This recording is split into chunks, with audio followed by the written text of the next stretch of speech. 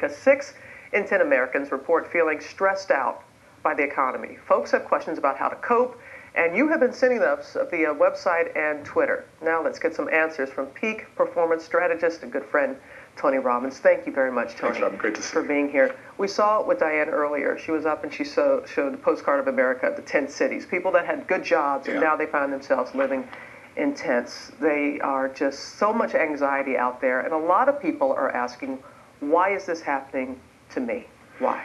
I think it's happening to all of us, in varying degrees, obviously. I mean, this is a season, and if you study history, you look at every 80-year cycle. We go through economic cycles, business cycles, and we're in it. So to be surprised that it's winter, unfortunately, we all got surprised, but we shouldn't be. Now, today we're seeing, new information coming out. We're looking at the stock market that seems to, back up for the year, and people are saying, well, gosh, construction's up.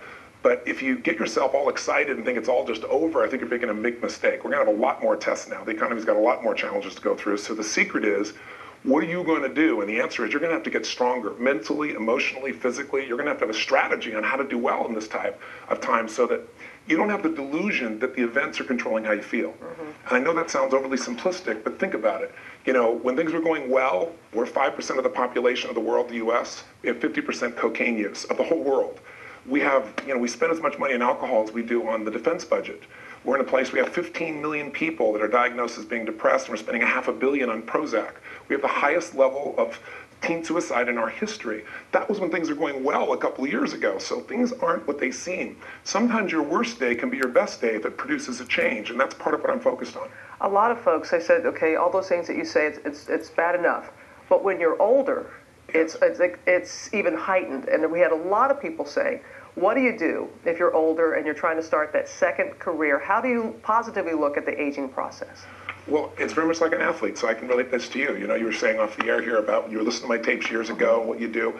It's really about 5 things. First thing you've got to do is you've got to condition your mind. You've got to feed and condition it all over again because it gets set in its ways. When I was sleeping in my car, when I was kind of starting my career, trying to figure out what to do, there was no internet. I'm ancient enough to remember those days. So I was going to the library and I was reading biographies and I was reading people that were, in concentration camps and how did they get it through. So you got to feed your mind because if you don't, it's going to be fed by everything around you. Secondly, you've got to take control of your body. The body and the mind are combined. If people don't face their fear at any age, it's over. So what you have to do is understand fear is physical. And if you can get yourself working out intensely, the blood's circulating, you're pushing yourself, whether it's lifting weights, running, you get a shift. Third thing you need is a role model. And sometimes that role model is other people that have succeeded in an environment like this, and sometimes it's you, because we've all faced crisis before. I know a couple of years ago you faced a crisis with cancer. I faced it when somebody said I had a tumor in my brain. How you dealt with that and how you turn it around, following that plan, and then finding a way to help other people, no matter how tough it is for you. If you can get out of yourself and find other people and what they need and help them, the whole game changes for you. Yeah, when you find service to others and you find that you're the ones that you're helping. It'll shift your psychology. You said this is a great time to start a business, even in this economy. Yes. And we had somebody who through Twitter who said, any advice on how to stay focused and see your dream through and how to help when you are juggling 6 kids as well. So she started a business with her husband and she has 6 children as well. I would say look for a great role model. And there's one, Miss Houston, who's on Desperate Housewives. Started at 42 years old. She said older, right? That's not that old, but older. 2 children, right? 3 jobs. Husband leaves her. She's got to figure out what to do to survive. She decides, I'm going to become an actress. Here's my first key. Don't do anything you don't love. Today, if we're all having to work harder than ever, maybe this is the time to say, a crisis should be used. Maybe this is a time for me to see what matters most to me. She works for almost 10 years before she got her first job, speaking even a line. And then all of a sudden, 15 years later, she gets a few jobs. 25 years later, here she is, she's got 2 Emmys, right? So it's a process. If you want the instant answer, you look in the wrong place. But if you really want to make this thing move forward, make sure it's what you love, make sure you're focused on it every day, and figure out what the next step is, because here's what's going to make you happy. It's not the events becoming perfect, because they're going to vary. We're in winter. There are some sunny days in winter, and there's some cold days in winter.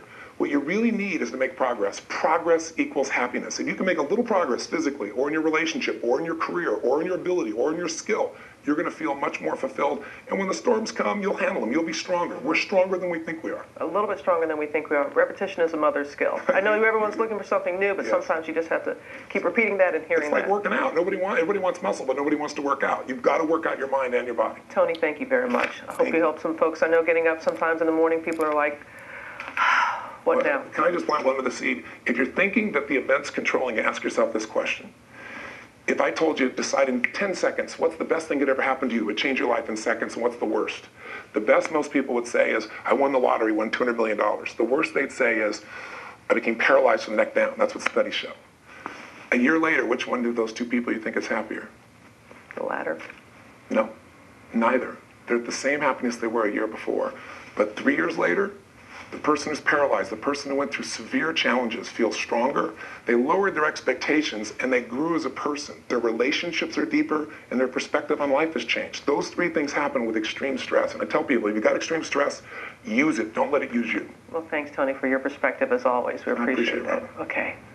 You can get more on our website. Next.